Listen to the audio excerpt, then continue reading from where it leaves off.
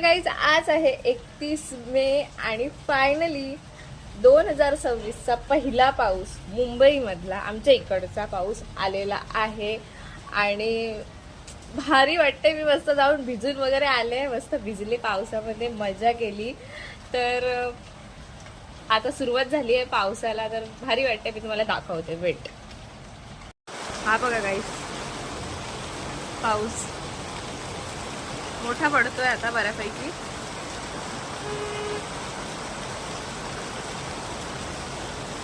छान वाटते.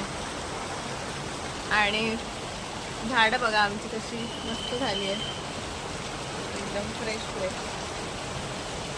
पण काहीच एक प्रॉब्लेम झालाय. मी काल आहे ना चादरी सुकत घातलेले 2-3 धुवून. म्हटलं पाऊस यायच्या आधी म्हटलं सुकवून घेते. तर धुतल्या वगैरे सुकत घातल्या, त्या भिजल्या ना. आता माझ्या सकाळी लक्षात आलं, पाऊस बघितलं तेव्हा, अरे मी वरती चादरी सुकत घातल्यात. बघते तर जाऊन भिजलेल्या सगळ्या.